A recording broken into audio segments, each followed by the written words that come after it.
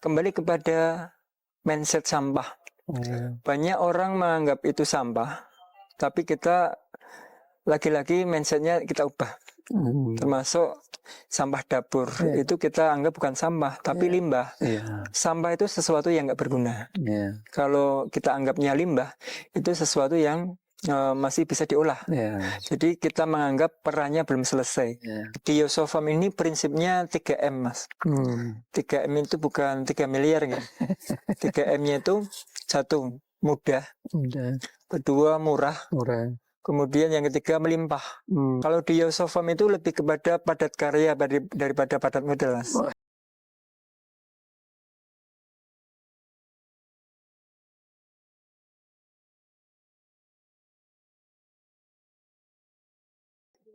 Saya itu kaget ketika kemarin kita dapat jatah arisan keluarga setelah Lebaran. Saya bikin olahan makanan yang temanya dari kebun ke pawon. Jadi suguhannya itu hasil kebun, termasuk ikan. Nah, ikan itu saya setting supaya habis Lebaran bisa dipanen untuk menu lauknya. Tapi karena saya perlakukan dengan full maggot, sebelum puasa sudah over nih. Lele-lele ini, ikan-ikan ini sudah ukurannya udah over, harus dipanen. Nah, itu menandakan bahwa dengan full maggot pertumbuhannya lele itu sangat cepat. Dan kolam alhamdulillah tidak bau. Bahkan kita hanya menguras sebulan sekali. Itu pun dengan apa ya? Butuh effort yang nggak begitu airnya tetap kita salurkan ke tanaman. Nanti ada sumber nutrisi di dalamnya. Nah, ini sumber pangan ya. Nah, bagaimana cash flow yang lain? Kita kan nggak mungkin untuk hidup itu tidak cukup untuk makan saja ya. Jadi kita apalagi di desa kita harus ada ini apa namanya sekunder lah gitu ya, kebutuhan. Nah, dari situ kita memanfaatkan kalau disebut mandiri pangan ketika pakannya sudah mandiri, sudah nggak beli, itu udah dimasuk mandiri. Kemudian kalau kita punya kebun pangan tapi pupuknya masih beli, itu kan juga belum dikatakan mandiri pangan. Makanya kemudian kita berpikir lagi di laboratorium ini, bagaimana sih supaya pupuk itu tidak beli. Nah, makanya kembali kepada mindset sampah. Banyak orang menganggap itu sampah, tapi kita lagi-lagi mindsetnya kita ubah. Termasuk sampah dapur, itu kita anggap bukan sampah, tapi limbah. Sampah itu sesuatu yang nggak berguna. Kalau kita anggapnya limbah, itu sesuatu yang masih bisa diolah. Jadi kita menganggap perannya belum selesai. Jadi kalau kita menganggapnya perannya belum selesai, terus apa yang harus kita kerjakan supaya ini perannya masih berlangsung. Nah, sekarang kembali ke pupuk. Nah, pupuk ini bagaimana sampah yang dari nyapu, sampah atau yang ada di kandang, kemudian hasil pangkas-pangkas, itu dijadikan sesuatu yang lebih bermanfaat. Nah, contohnya daun jatuh ini. Nah, daun jatuh ini kalau kebanyakan orang kan dianggapnya sampah, sesuatu yang nggak berguna. Makanya kalau sudah dikumpulkan disapu hanya dibakar, dibuang ke TPA. Nah, itu kalau kita buang ke TPA, ibaratnya kita adalah menyumbang masalah, karena masalah-masalah kecil ini kalau dikumpulkan di TPA akan menjadi masalah besar. Kita nggak kena dampaknya. Yang kena dampaknya adalah pemukiman di dekat TPA. Kita hanya penyumbang. Jadi kita hutang kepada alam. Begitu. Jadi saya anggap daun yang jatuh itu ini perannya belum selesai. Jadi Allah itu menjatuhkan daun itu tidak serta-merta ini sudah nggak berguna, enggak. Jadi kita anggapnya oh iya, daun jatuh pun ada yang menggerakkan. Makanya daun jatuh ini bagaimana lebih bermanfaat lagi. Makanya kita jadikan sebagai pupuk kompos. Kita perlakukan dengan fermentasi.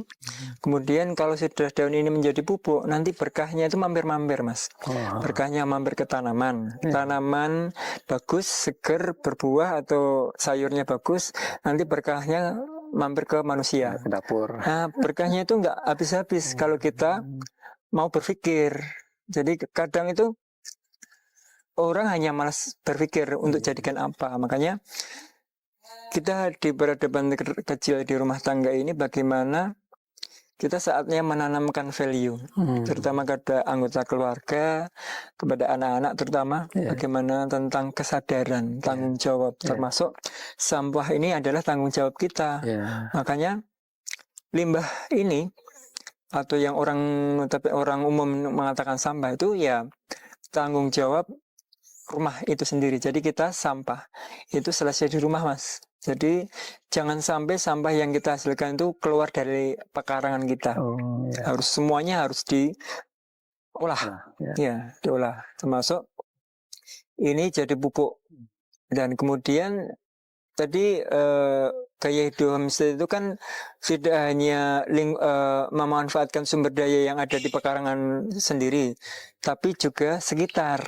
Contohnya, tetangga banyak punya peliharaan, kambing, sapi, dan kita berusaha mendekat dan minta izin untuk membersihkan kotoran kambingnya misalkan. Nah, mereka merasa senang karena ikut dibantu untuk membersihkan kandang. Nah, dari kegiatan ini kita dapat sesuatu nih. Dia senang karena dibersihkan, kita dapat sumber daya. Nah, sumber daya apa? Kotoran kambing yang kemudian sebuah bahan baku kita bawa pulang, kita fermentasi menjadi pupuk yang sangat bagus. Kemudian kita dari kohe, dari daun, pangkas-pangkas, nyapu, itu semuanya supaya nggak ngubadir, kita kelola menjadi pupuk yang bermanfaat. Makanya akhirnya kita mandiri pupuk. Nah, seperti itu. Nah, untuk siklusnya di pekarangan ini ibarat kita punya integrated farmingnya. Jadi kita punya ekosistem sendiri di mana jadi angle-nya gini.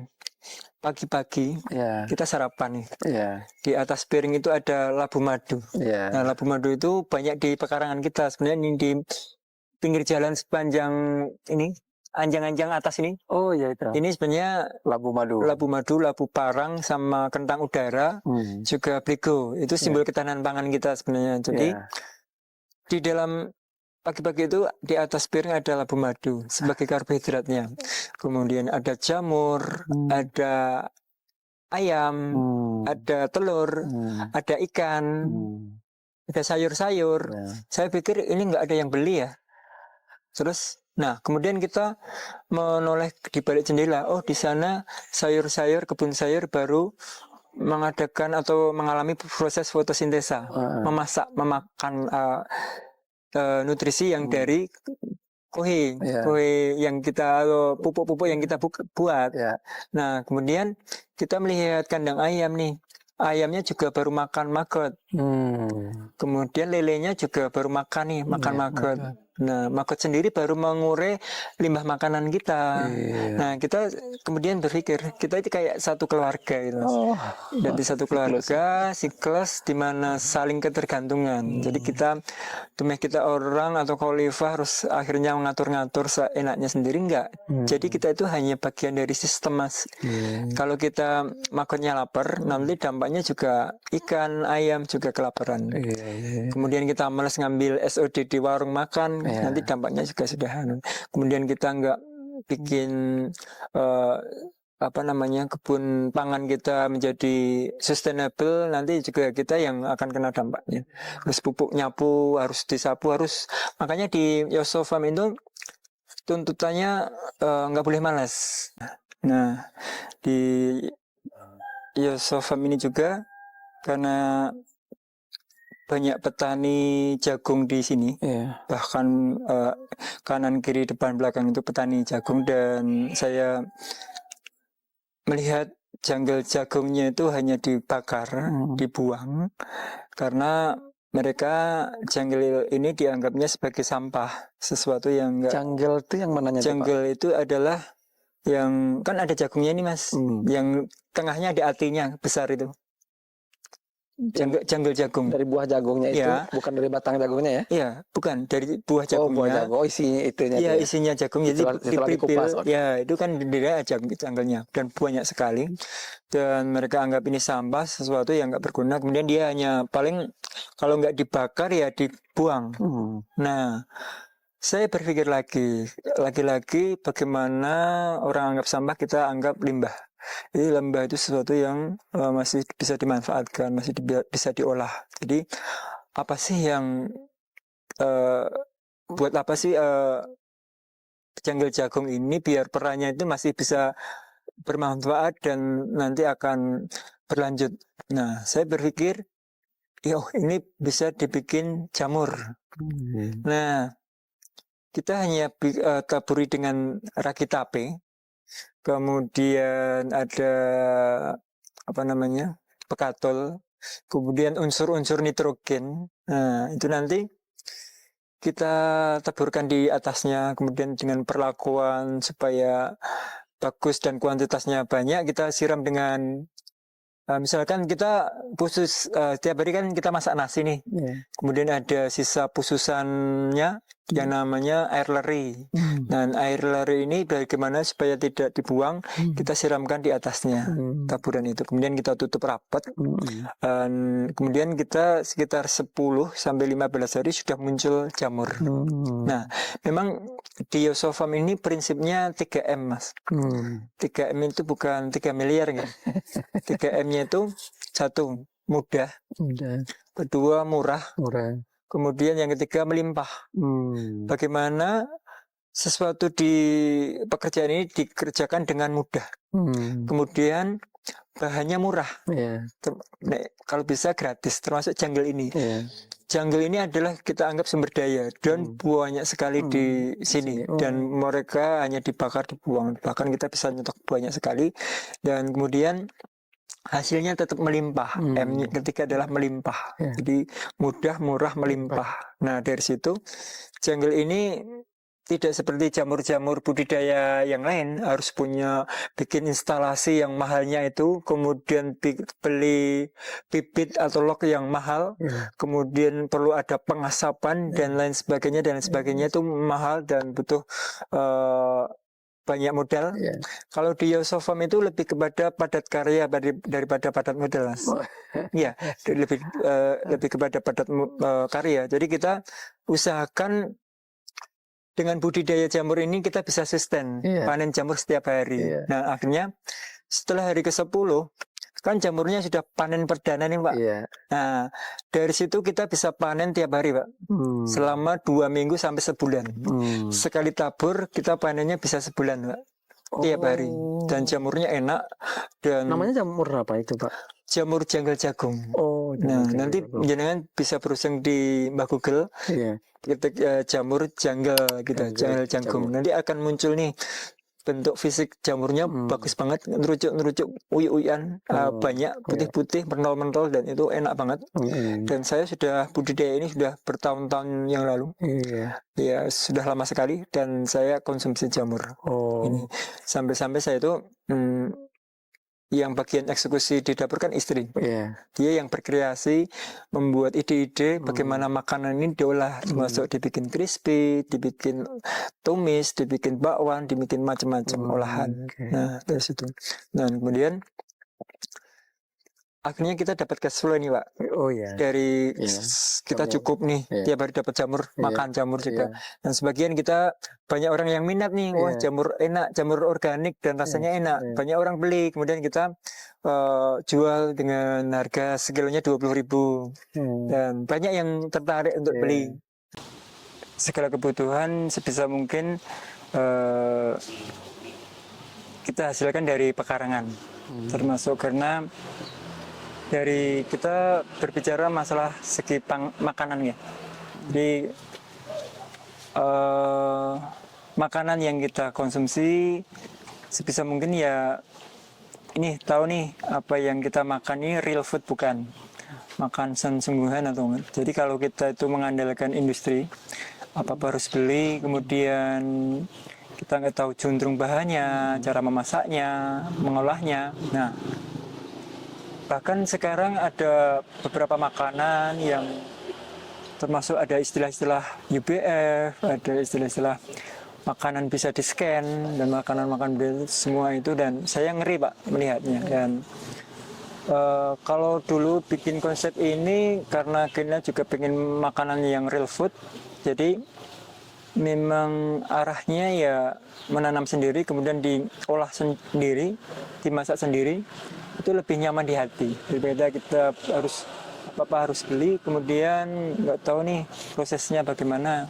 Jeluntung bahannya kita melihat saja kalau UPF termasuk ultra processing food itu banyak makanan yang diproses di pabrik itu karena prosesnya berlebihan, ultra. Kemudian bahan baku yang dimasukkan hanya kurang dari 10%. Itu membuat kita miris. Kemudian yang 90% lebih itu mungkin bahan tiruan atau yang menyerupai makanan seperti itu. Dan saya kasihan juga nih, mau banyak orang mengonsumsi hal-hal seperti itu dan mereka anggap ini enak dan ketagihan, dan itu akhirnya jadi alternatif makanan yang kemudian jadi keseharian dan kemudian termasuk junk food gitu. Nah, kita maunya ya makanan yang real food yang kita tanam sendiri, kita rawat dengan organik dan kita masak sendiri, punya SOP sendiri, itu lebih nyaman. Nah, makanya di pekarangan Yoso Farm ini kita menanam berbagai macam bahan makanan, termasuk kayak bunga telang. Bunga telang itu, kenapa kita nanam bunga telang? Bunga telang itu bisa dipanen setiap hari. Setiap pagi bisa memanen bunga telang, kemudian bunga telang sendiri punya khasiat yang banyak untuk kesehatan. Kita bikin teh bunga telang, kita bikin selai bunga telang, sirup bunga telang, kemudian kita punya produk-produk kita, andalan kita adalah dari bunga telang sendiri. Saya bisa bikin kerupuk, bisa bikin keripik bunga telang. Dulu pas waktu ada tren grup band Korea namanya BTS, di Yoso Farm juga punya BTS Mas. Dulu BTS-nya Yoso Farm adalah bunga telang segar, BTS. Jadi bunga telang yang segar itu kita celupkan ke adonan, jadikan keripik. Artinya keripik BTS. Dulu sempat booming juga, banyak orang yang mencari keripik ini karena keripiknya biasanya kalau bunga dicelup di adonan kan mingkup Mas.